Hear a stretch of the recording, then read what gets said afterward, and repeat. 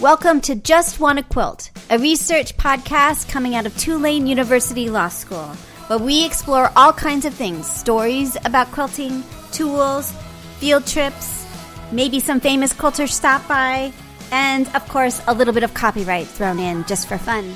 This is Elizabeth Townsend-Gard, your host, and I'm a law professor at Tulane University Law School and a faculty fellow at the A.B. Friedman School of Business at Tulane. And I just want to quilt. So today we talk to JoAn Knight. She is everything Gammill. She talks to us about this company, about teaching for Gammill, and also about her love and devotion to Gammill. A quick shout out to Edith Gross, who helped us connect to JoAn, and I hope you enjoy the interview. She's loads of fun. JoAn Knight, Prattville, Alabama, currently sitting on the Alabama River. Yeah? Is it a nice night out there? It is. Yeah, we have a pretty nice night. It's getting kind of buggy here, though, so I'm not super keen on that part. But yeah. Okay, cool. Well, so what's your first memory of someone sewing or quilting in your life?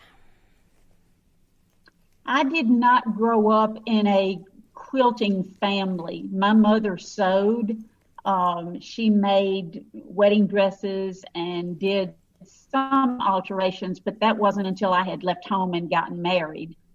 She didn't really have a whole lot of time to sew whenever we were growing up, and didn't start that until after we were all gone from home. She was a stay-at-home mom until after we had left, and so sewing was her hobby. I actually taught my mother to quilt. Really? That's cool. I love that. Yeah. Yes, and that's where her quilting came from. My quilting history came from marrying into a family where both sides of the family made quilts. That's really cool. So, so tell me how you made your first quilt. What made you make it? Well, because my husband's aunts and both his grandmothers made quilts, I asked them to make us a quilt, and they said no. And so I thought, well, okay. I kind of liked me a little better than that. Right. But anyway, instead of making us a quilt, they gave me a greater gift, because they sent me, Aunt Weta sent me sandpaper templates and instructions, and that's how I made my first quilt back in probably the 80s. That's really cool. Because we had both our children then, and my father-in-law was living with us, and so it would have been early 80s. That's really interesting. That's how I made my first quilt. It was machine pieced, but we lived in a really small house, and my father-in-law was living with us, and I set up 4 ladder back chairs. Do you remember ladder back chairs? Mm-hmm. Yep. I set up 4 ladder back chairs and metal C-clamps with the screw down part on them. Yeah. Excuse me. And I attempted with lattice boards to quilt that quilt. Wow. And it took up the entire living room. Nobody could move. And finally, after about a day and a half, my father-in-law said, if you will take that quilt to someone and let them quilt it, I will pay for it. And I said, done. I love it. And it cost $60, and I still have that first quilt. That's really cool. Yep. So how did you get from that to where you are now? How much did you start quilting at that point, and what role does Gammill play in your story? I did very little quilting then, piecing, because we had small children.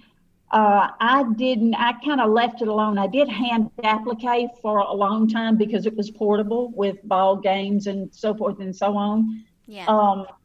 In 2003, my husband Dusty got a job offer for to come to Alabama from Louisiana, from Oh. Washington Parish, Louisiana. I didn't know that. That's interesting. Okay. And we moved to Alabama, to Prattville in 2003. And I essentially quit work, which meant I was terribly bored. And so he said, I think you should buy a quilting machine. And I said, I think you've lost your mind. And he thought that I would do well with that. He said, you will like it and you will be good at it.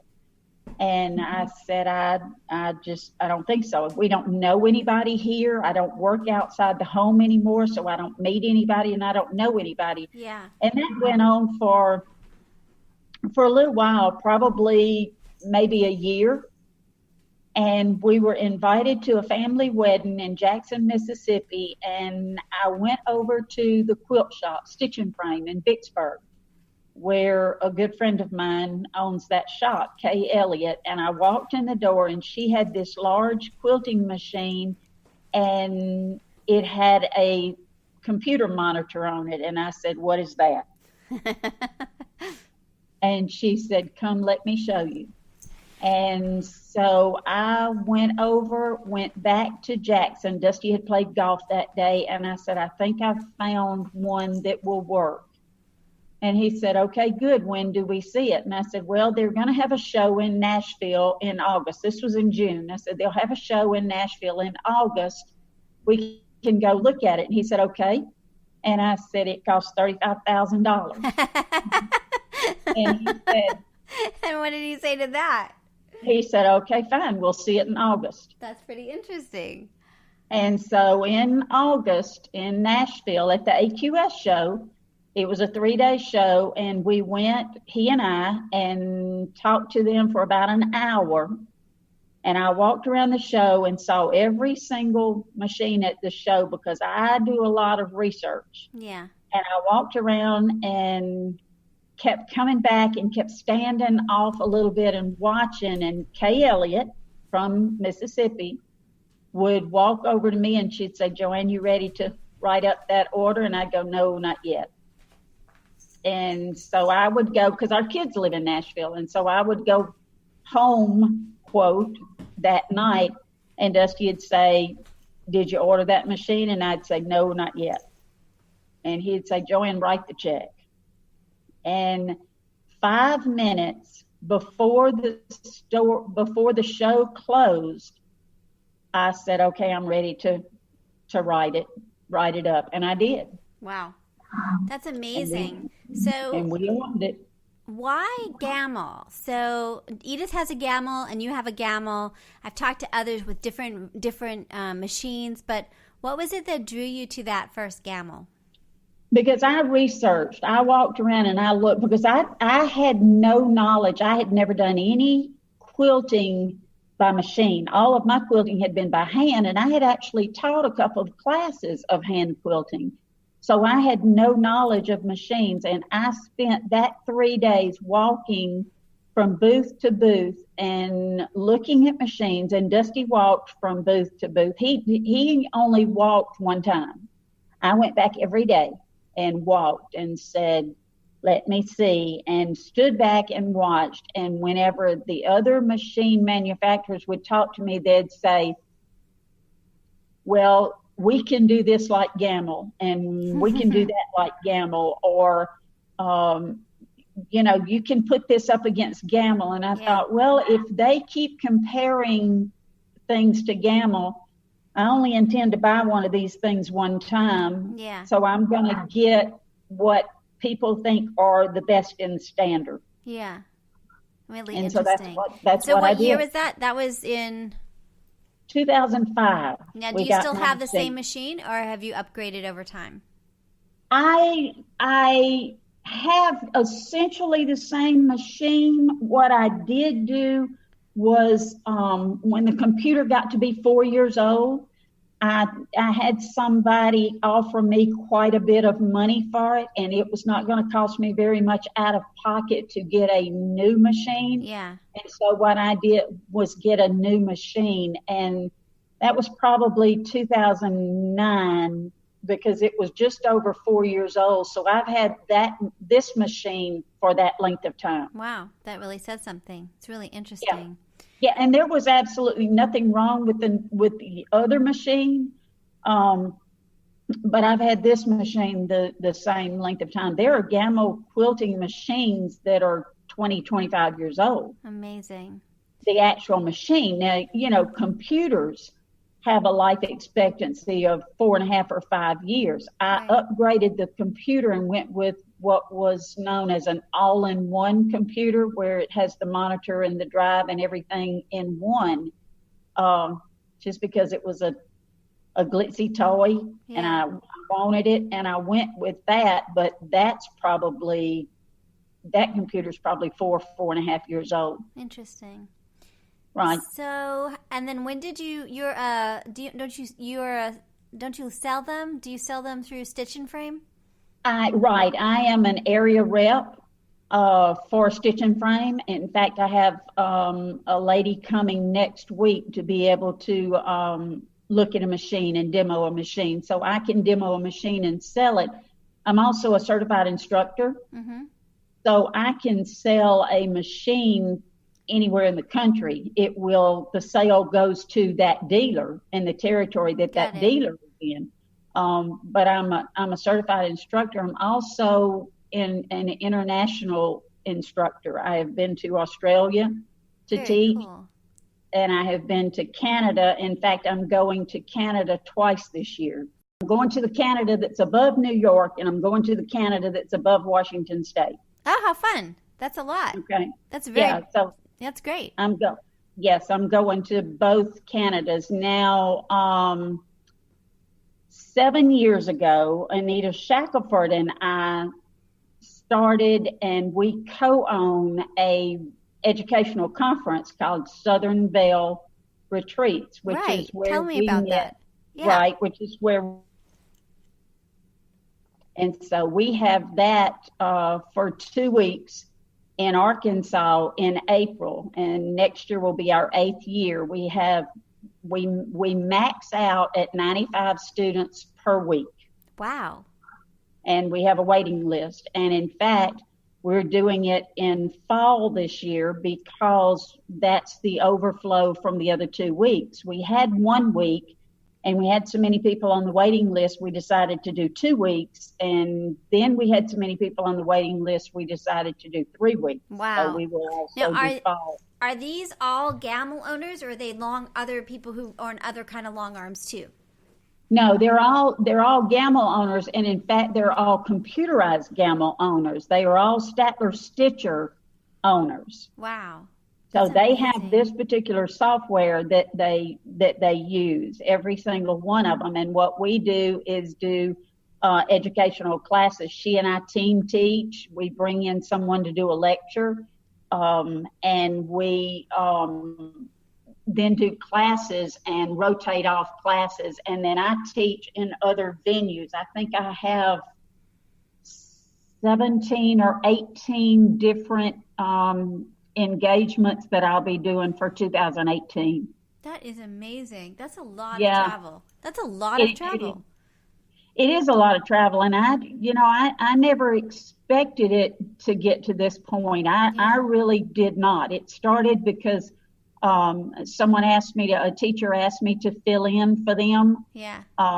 Because they couldn't go, and I said, I don't teach. And she said, you can do it, JoAn. And from there, it just went someplace else. And so I think at last count, I have 18 different things going on this year. So let me ask you a little bit about the economics of it. So how much does it cost, like the retreat? How much does it cost to go to the retreat? Our fee is $495. It starts on Thursday afternoon with registration. We have a meet and greet on Thursday night. You have classes all day on Friday, Saturday, and until noon on Sunday. Your meals start whenever you get there. This year, we are not doing hors d'oeuvres on Thursday, but we will do 3 meals Friday and Saturday, and then 2 meals on Sunday. That seems like a lot to organize. Do you have a staff, or is it just the two of you? Like, how do you get all that done? No, there isn't a staff. No staff. Yeah. There is myself and Anita and our husbands. Now we have a couple of people who we could not do it without. Yeah. Kent Lee and Libby Ledford are our greeters at registration. They set the tone for Southern Belle. Anita and I are there, and we greet every single student that comes in. And we have lots and lots of people that show up and say, "Can I help you do something? What do you need done? Great. What can I?" That's quilters. That's the quilters' way. They're really. It's just awesome.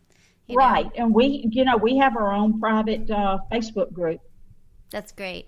That's really great. We have our own thing. We have people that have been coming every single year. We have a core group of people that come every year and have been all 7 years, and they sign up for the next year before they ever leave the conference for that year. That's amazing. So what are they getting when they go? Do they you just keep learning more and more about, I think sometimes people think the computerized stuff is just easy, but there's a lot of skill to that part of it, isn't there? There is, and it depends on whether there's a new version of the software. See, we're on version 7 of the software. Wow. We give, and in teaching other places, I know the difference between owning one and teaching at one. And we try to always do something different. We try to kick it up a notch every single time. We try to keep the cost reasonable. Yeah. And we try to be sure that they get their money's worth. One of the things that we do that nobody else does that I teach for, and that's odd to me, we give a certificate of continuing education. Yeah. Every single person that attends gets a certificate. So they are able to frame that and put it up on their wall of their shop or their studio so that their customers see that they are investing in their education every year. Now, what about, do you bring a bunch of long arms to this retreat? What's the logistics of this? No, Kay Elliott and Mark Elliott from Stitch and Frame in Mississippi, they bring one machine for us. We have one machine that we use. That's all we need because she and I rotate in teaching. Uh-huh. We do have a guest teacher every once in a while. This year, Corey Pearson taught a couple of classes for us. So they bring one machine. We have a quilt shop vendor, so they are able to buy their purchases just like they would walk into any quilt shop door. And we use that machine. We do lecture type. This year, we had a class on binding to show how to properly attach binding to a quilt. We try to do things that are technique specific and demo specific, but we try to also do interaction of some type. Interesting. Okay, so let me ask you a little bit more about logistics. Now, we can cut this out and you don't have to answer, but I'm kind of curious a little bit more about the economics. Do you guys make a profit off of this? You're doing it now 2 or 3 times a year. Is there an income? Is it profitable? Yes. If it wasn't, I wouldn't keep doing it. Well, that's the thing, right? Sometimes people do. So, right. And there is, it's a lot of work. It's a lot of being really careful with the budget. That's why we're able to keep the cost at what we are able to keep it, because as you get into your research, you're going to find that and you can find that out just by going to the Gammill website and looking at the events that are coming up. Yeah. It's easy enough for you to do that and find out what other people are charging in other places. And what you're getting for your money. Yeah. I don't want to be everything to everybody. I want ours to be the best that it can be. Yeah. I also don't want to do 4 of them a year. Yeah, that's a lot. Right. It's a whole lot easier just to let somebody hire me and me go to teach for someone than it is to put it together and own it and make sure that the bottom line comes out the way it needs to. Yeah, I mean, and you get all of it. You got to get the meals, and there's just a lot going on when you're putting on that whole thing. Well, sure. And you've got dietary concerns Yeah. that you have to deal with. Yeah.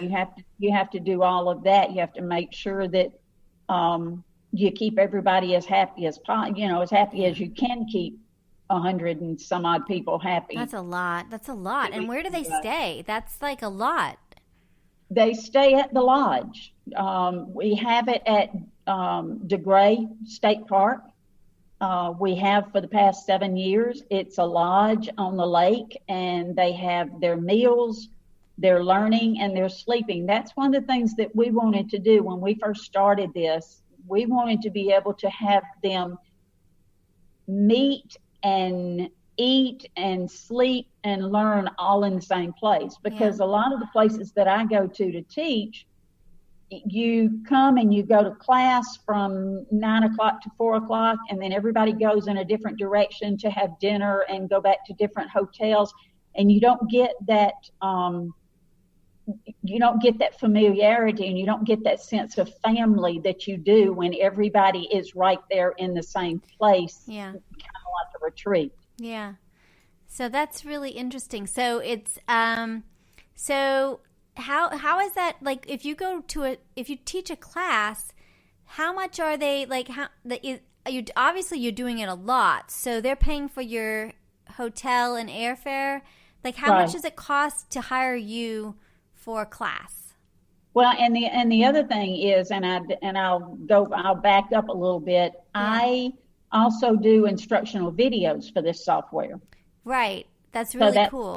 That's something that I do so that they can purchase an instructional video. Now, if you hire me to go and teach a class or teach an event, it's totally up to you how many students you put in there. It does not matter to me. I will teach the same in front of 2 students as I will in front of 100, and I'm used to standing in front of that many students. Right. So my fees are my airfare and my meals. Now, I don't charge for mileage to the airport, and I don't normally charge for meals on travel days. I don't get into doing that much of, I just don't do that. That's just my personal way. I will charge for what the airfare cost me.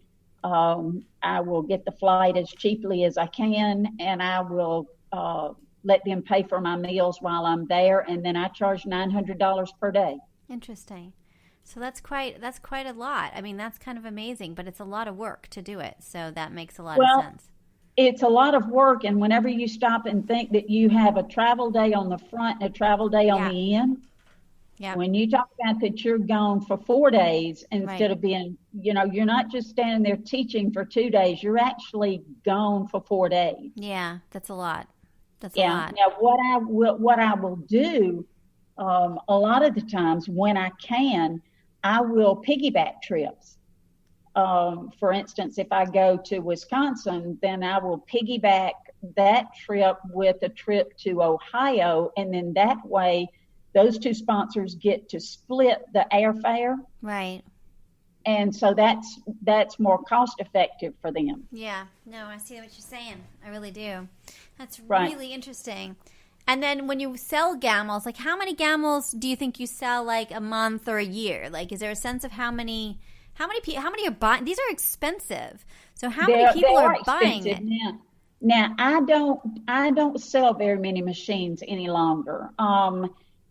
I just don't. I don't have that exposure to be able to sell them any longer. Yeah. Okay.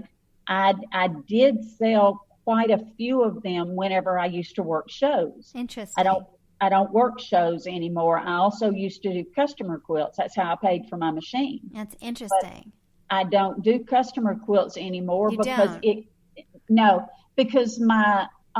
my teaching took off as much as it did. Got it. Yeah. And I thought that I would only be teaching for a couple of years. I mean, I really did. I thought, okay, they're going to get tired of asking me. Yeah. And that was 12 years ago. Amazing. Now, how do you keep up with, like, how do you stay fresh in terms of the teaching? I study. Every single day of my life, I study this software because I have people I have lots of venues that bring me back the next year or even twice in the same year. Yeah. And so I have lots of students that I will see in different locations and in different places.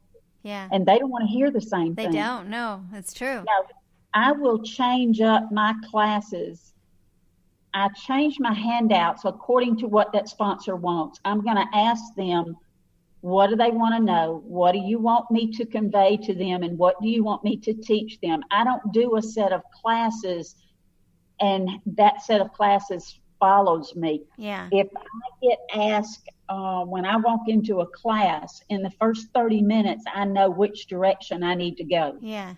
Yeah. And at the end of the day, I feel like that I need to include something else or I need to say something a little bit differently. Yeah. Then I will revamp that class for the next day. Yeah, that makes sense. Because, when you're because I'm a teacher too, right? I'm a professional talker, I guess, or teacher. But you get a rhythm. Each class is a little bit different, right? So you start to recognize what they need, even if they think they know what they need, but then you can quickly kind of evaluate what they really need, right? Oh, sure, you can if you're paying attention to them. If I'm just standing up there reciting something, totally, then and I'm not going to do that. It's not about the money for me. Somebody asked me a couple of weeks ago if I believed in the software, and I said if I didn't, I'd be home fishing. I just don't. It was my huge honor to be named MQX Teacher of the Year. Very cool.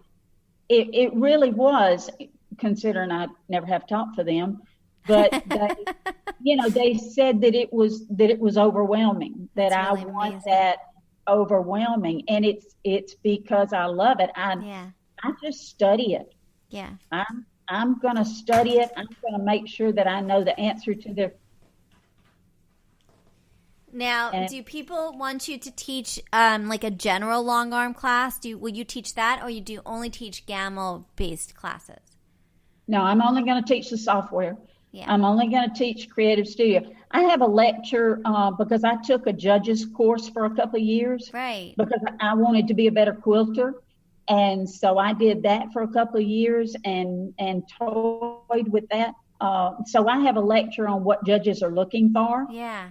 That, that I can do. I don't do it very often, but I would much prefer to teach the software. Interesting. Very interesting. And did you feel like when you took the classes on trying to be a judge that it did make you a better quilter? I do.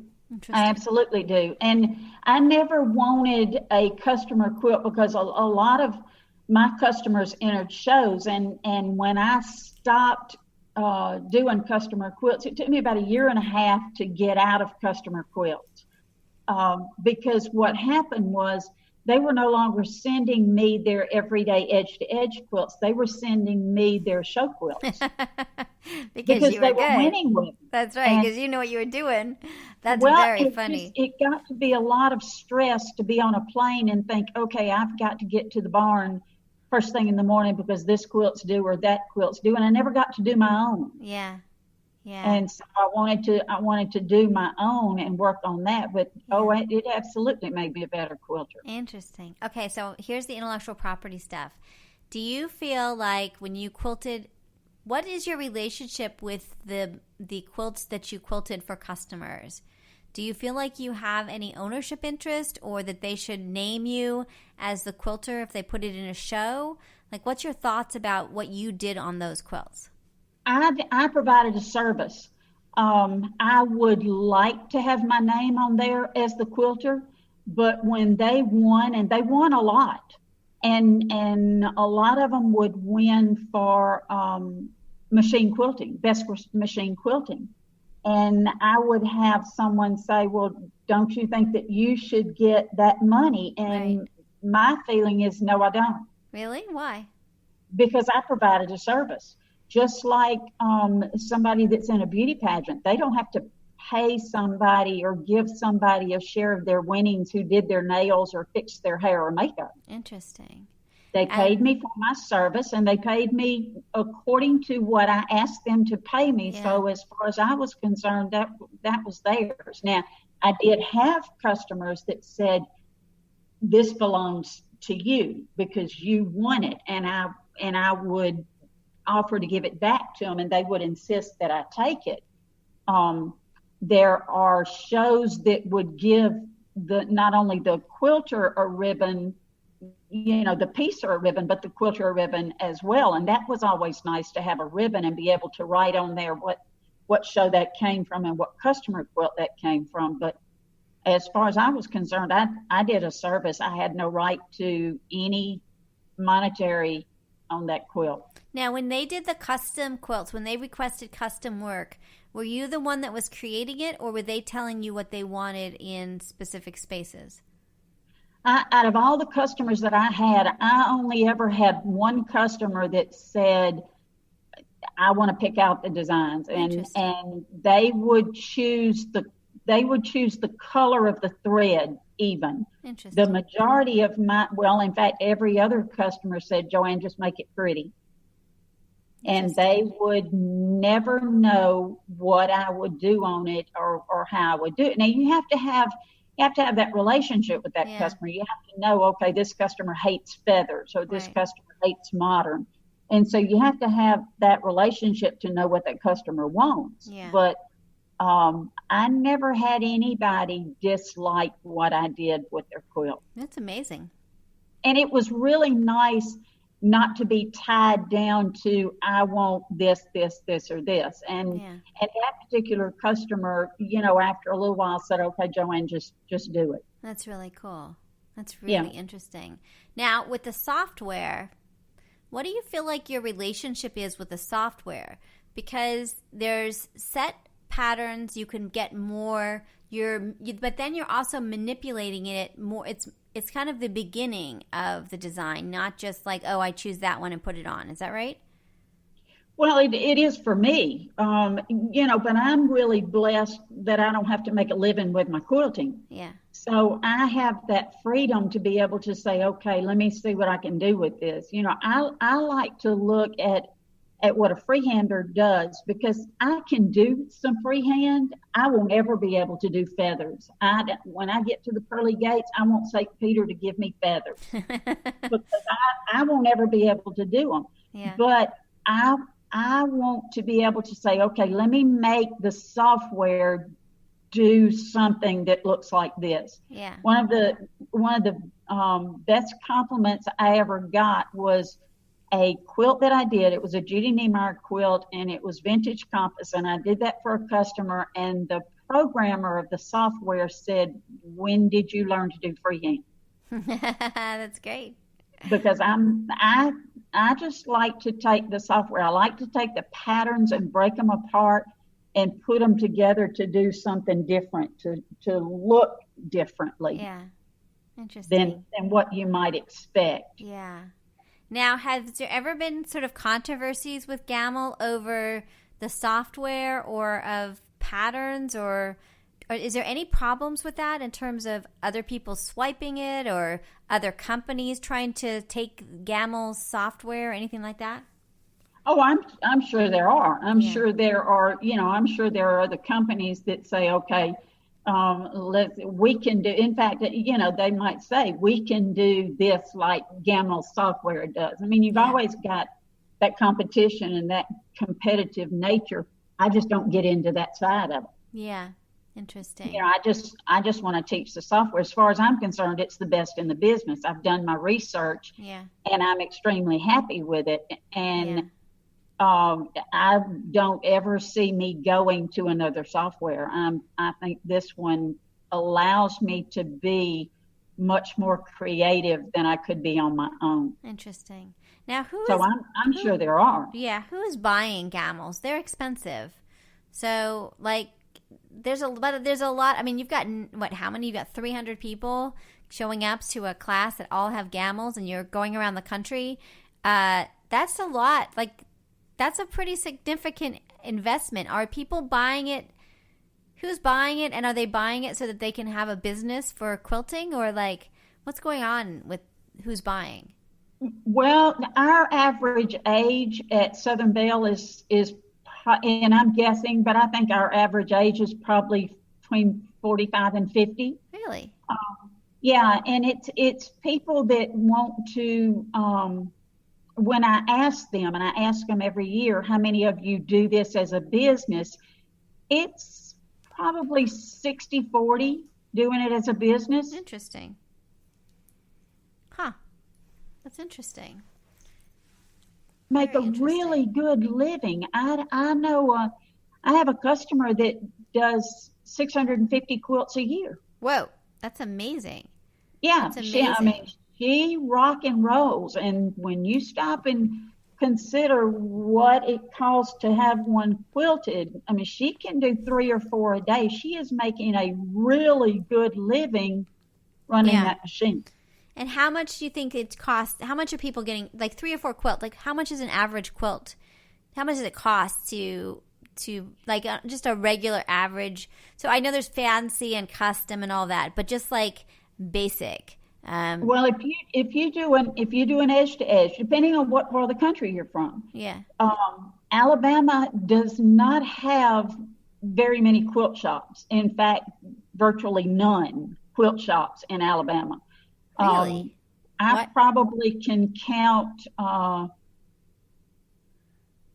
less than 10 of these machines in the state. Wow. Why do you think that is? Economics. Yeah, well, I don't think we don't have even, we're in New Orleans. We don't have a dealer here, do we? No, you have a sub dealer in Covington and Mandeville. Yeah. But you don't know. Your dealer would be Mississippi. Yeah. And Mississippi and Louisiana and Alabama are poorer areas. Now, I can go to Ohio and teach in Ohio, and there's 85 people in that class. Wow. So it depends on, I'm going to New York next week. There's 20 people. Wow. In that class. You take a place like Dallas or somewhere around there, I mean, they can fill it up. That's amazing. And it just depends on what part of the country you're in. Yeah. In Michigan, there's a quilt shop on every other corner. Amazing. And Iowa, what's going on with Iowa? They have like a shop hop for a month. How crazy is that? Yeah. Well, if you live in Iowa, you got to travel a ways to get to one. Probably. I guess so true. That's true too. So it depends on the country. People can make a really good living in those areas. They may charge a penny a square inch. Yeah. Okay. I always charged 2 cents a square inch. I started out charging that, and I never changed from that. But my custom was cheap. Comparatively, my custom was extremely cheap. For instance, I had a quilt that I did. We had a business analyst do our lecture at Southern Belle a couple of years ago.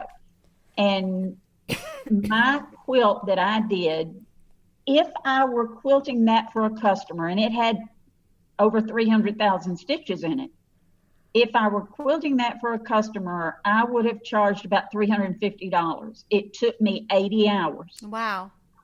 Which is nothing, which is why I'm teaching instead of quilting. She lives in Michigan.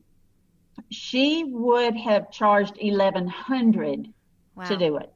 Wow. And she said, JoAn, with your reputation and with your legacy of being teacher of the year and having won on a national level and being a certified instructor, it should have cost $3,300. Wow. For me to quilt that quilt. And my answer to her was, well, I appreciate that, but there's not a soul in Alabama going to pay me $3,300 to quilt a quilt. Yeah. And so it just depends. Yeah. Hugely. But if you're doing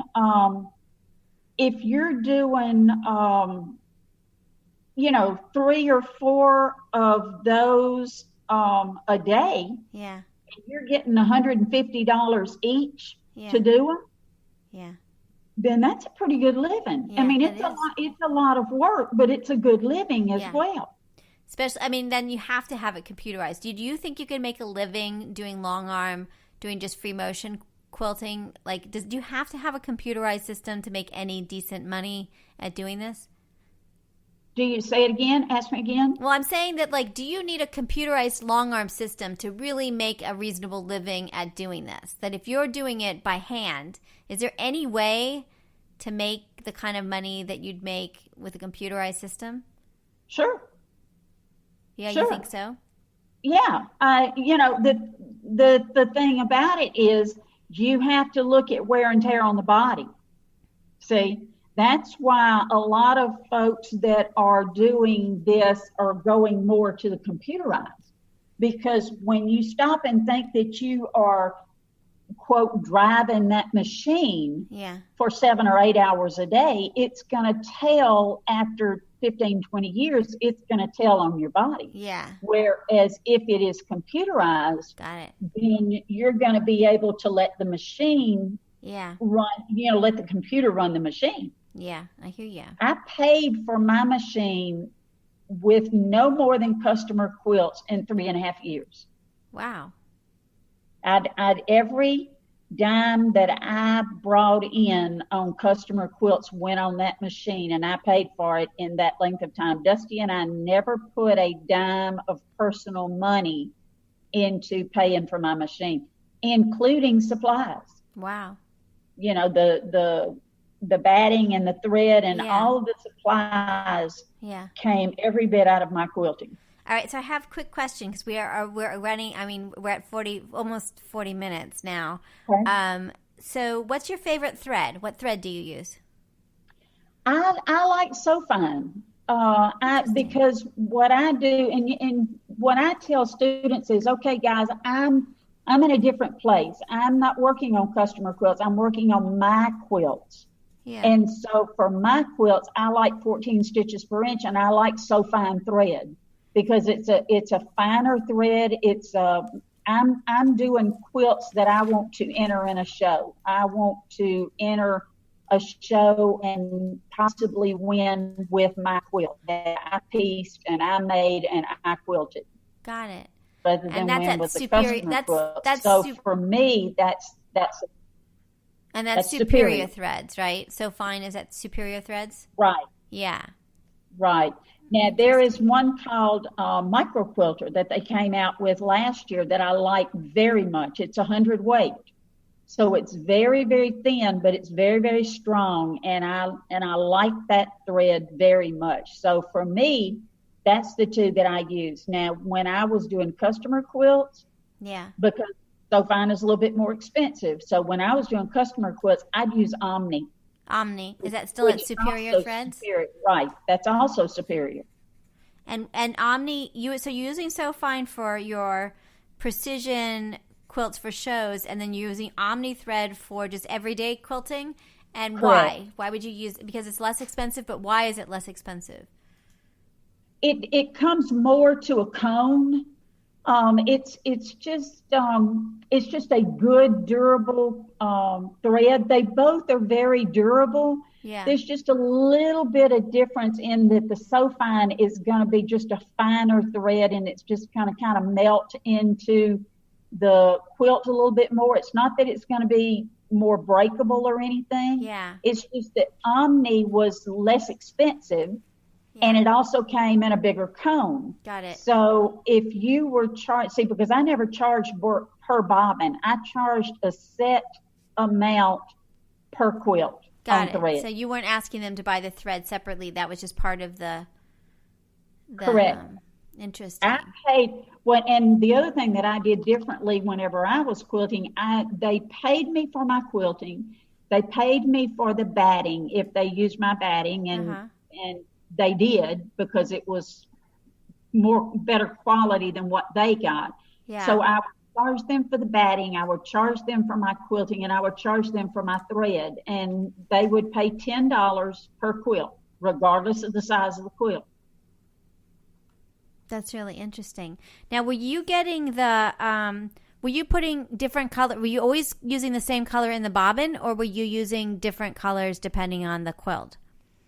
I often did several colors on one quilt, and I would not charge them extra for that. A lot of people will charge for piecing a backing or ironing the backing or different thread color changes and the number of different thread colors that they use. And I never did that. You got charged for 3 things. Anything else that I did was on me and good customer service. But if I used a omni in the top, that color, say a white, then I used the same thread in the bobbin. It always got better tension to me if I used the same thread top and bottom. Same thread top and bottom. Interesting. Right. Very same interesting. color and same thread top same and bottom. Color, same thread. And then did you ever do the pre-wound bobbins? Do they have them for the long arm, or do you wind your own? I wound my own. I did them for glide. I used them for glide, which is a shiny thread that I used once or twice. But I have always wound my own bobbin. I have a standalone bobbin winder, and it's the same standalone bobbin winder that I've had for 12 years. Wow, that's really and interesting. I bought it from Gammill, and it's the same one. I've never changed that. I hate waste. And so I would always wind 3 bobbins when I started a quilt. And if I needed more, then I would wind another one. But I never did 6 or 7 bobbins. I'm not one to have a lot of bobbins sitting around with thread on them, because that drives me nuts. Yeah. So what about batting? What's your favorite batting? I have used Hobbs 80/20 for a really long time. I tried bamboo batting in my 5th year quilt. Our Southern Bells, for our 5th year, made blocks and presented a quilt top to Anita and a quilt top to me. And then we quilted them. And then the next year we taught on the different designs that we used and how we did them different. I'm kind of into the modern right now. That's very cool. So I usually double bat mine, and I used a Hobbs 80/20, and I used a wool on the top. Why do you double bat it? Because it gives it more definition. Whenever you have big open spaces, it looks almost like a trapunto effect whenever you do a double bat with it. And then you said that you do 1 80/20, and then you put wool batting on the second level, on the top level? Yes. Interesting. Why? It gives it a lot of definition. And why the wool as the second, and just a regular wool batting? Is there one in particular that you like? Quilter's Dream wool is the one that I normally use. I did a bamboo because supposedly bamboo would not wrinkle as bad. I did not find that was the case. Interesting. If it's a wall hanging, to be able to hang better on a wall, if it's a small wall hanging, then I'll use Quilter's Dream Cotton. Interesting. Which is a really thin one. Because they're thin for the wall hanging? And how often do you do the double batting? Is that just on certain occasions? Most all of mine. Most all of yours are. Yeah, most all of mine. I do the one I just finished. I did not, and it got a lot of nice comments on Facebook. But if it's one that's going to be a show quilt and I want it to have a lot of definition, then I'll put a double bat in it. Really interesting, huh? Well, I learned so many things here. This is so cool. Now, when you're working with the customers, were you able to do like wholesale pricing, or were you just buying it off the, like, how much does thread cost? It seems they're expensive, right? Well, you can buy your supplies wholesale, and then you're able to do the usual markup on them and be able to make money on your batting and make money on your thread. Yeah. That's why I only charge $10. When you're working with Omni, and I haven't bought any Omni in a while, seems like it was about $10 for a cone. Got it. And it has thousands of yards on it. So whenever you do that first quilt, then you've paid for your thread. Right. That makes sense. Right. And then, right. And you still have it. It goes for more than, I mean, you can use it for more than one, right? Is that what you're saying? Yeah, absolutely. Yeah. It usually would take me on a regular quilting job, on a queen size quilt, I could probably do 3 bobbins. Interesting. And that's doing, and I quilted mine more dense than some folks will size that pattern really, really big so that they can get it done faster. And I didn't do that. I sized mine more dense. It did not make it stiffer. I like to have not more than about 3 fingers with no quilting in them. I just felt like they needed to get the most for their money. Got it. Interesting. Very interesting. Well, this has just been insanely delightful. I really appreciate you chatting. This is so amazing. I can understand why you're a teacher of the year and why everybody wants to listen to you. It's really, I feel like I'm learning so much. I don't want the call to end. So this is really great. I really, really think you're amazing. Well, I appreciate it. I hope I helped some. You did. It's very much so. So, well, I would love to chat with you more. And if you're ever in my neighborhood, which is New Orleans, or I'm up in yours, I'd love to watch you teach a class. That would be just amazing. I think that would be really fun to see how you do this. Because again, everybody's listening and watching. It's not a hands-on. I mean, maybe a little hands-on, but that's not the point. You don't have 30 long arms in the room, so I'd be really interested to watch you do it. I mean, you gotta watch them, and teaching has always made me a little nervous. I'm basically pretty shy, although nobody would believe that. So for the first 5 minutes, I'll talk really fast until in my head I'm gonna say, "JoAn, just teach the class." And I feel that way too.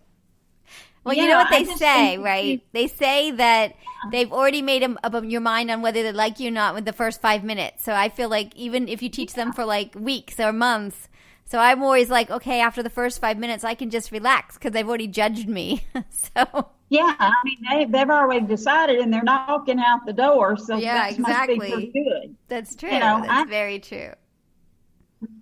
Learn from laughter, and so I just try to entertain them, but I also try to give them all of the information, and I'm very strict about staying on point. And if you want to chit chat with me, then I'm perfectly happy to chit chat with you, whenever. But class is for class. Yeah. No, that makes sense. That totally makes sense. Well, anything else to add that I wouldn't have thought to chat with you? We got all through my whole list, which I was very impressed with. Oh, good. Okay. Awesome. Well, Edith Gross, who's part of our quilting army, is a huge fan of yours. So I just love her. She's amazing, isn't she? I love her too. Love her. Yeah. I love her. She's a good person. My students are not my students. They're my friends. Yeah. And that's what they are. And as long as I'm enjoying it and continuing to do it, and they continue to ask me, then I'll keep on doing it. But I just love meeting them and being able to share with them. And I know that sounds corny, but it's the truth. Yeah, it's remarkable. I love this. The quilting community is pretty remarkable. Yeah, it's been kind of lovely. I teach at a law school, which is kind of the opposite of quilting. Like we're teaching kids to be lawyers. So, it's just, it's very different. So it's really nice. It's been an amazing project. So, yeah. Yeah. Well, you're remarkable. And I've had such a nice time this evening. And I appreciate you spending some time with me. It's really great. Well, no problem. I am happy to help, and let me know if you need something, and I'll do what I can. Awesome. Well, this is great. I'm going to, do you want to review it before I send it out? No. Not really. Not really. We didn't talk about, once we get done, it's like we didn't say anything very fancy or anything shocking. No, So. It's always such a shock to me that people will stand and listen to what I have to say. I mean, that just, I just tell them I'm never going to take them for granted, because if they're going to take time out to listen to what I have to say, then I need to give it as much as I can give it. Yeah. It's amazing, isn't it? You're amazing. Yeah. Well, I really do. I don't have a Gammill. I want one day. I yearn for a Gammill. Of course, we all covet the Gammill, but now I just want to come watch you teach what you teach. So, all right, we can do it. Okay, that sounds great. Well, you're wonderful. If people are interested in learning more about you, your website is, remind me of what your website is called. It's called quiltsandthings.info. And it's right? Quilt and Things? Correct. Yes, Correct. quiltsandthings.info. And this has been awesome. And you can look at the schedule, and if you are looking for someone to help you learn about Gammill and computerized quilting, JoAn is the person. JoAn's your person. My teaching schedule is on my website. That's so great. You can go there and see, where I'm going to be. And this month I'm in New York and Dallas and Canada. So, wow, that's amazing. Now, does Dusty go with you? Go on your own, or does Dusty go with you? No, I go on my own. He goes to Southern Belle. He helps with Southern Belle for that couple of weeks. So he does that. But in fact, he did not see me teach until probably about 5 years ago. And I was in Ohio, and there was about 90 students. Wow. And I think that was the first time he had ever seen me teach. And what did he say? My daughter went to see me teach, and she said, "Mama," because somebody came up and said, "Can I have your autograph?" And she said, "My mama." And they said, "Yeah, can we just have her picture? Can we take her picture?" And Rebecca said, "My mama." I like it, right? They don't know. They don't know. Well, no, because that's another side of my life, and it's not something that fades over. And so she called her daddy, and Dusty said, "How long did it take you to figure out that your mama's a pretty big deal?" Right, it's true. I always feel like I'm kind of Cinderella.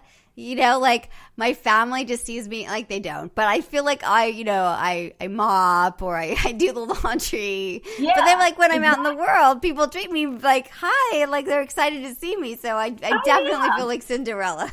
Yeah, can I have your autograph? And will you take a picture with me? And so forth and so on. And then when I come home, Dusty goes, "Okay, fine, do the dishes." Exactly. It's exactly. I feel like it's a balancing thing, but I could do a little less with the Cinderella part of my life and a little more of the princess side. I like the princess of everything. So well, it is. It's really, really nice to go and be a help when I can, but it's also nice to come home. Totally. I agree. I think it's fun.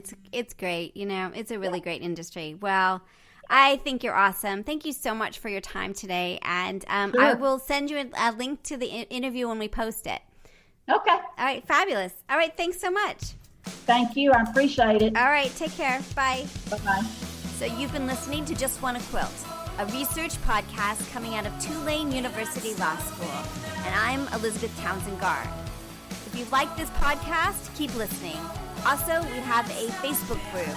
Come join us. We talk about a lot of things. We also have an Instagram account. And of course, most importantly, I really hope you get a chance to quilt today.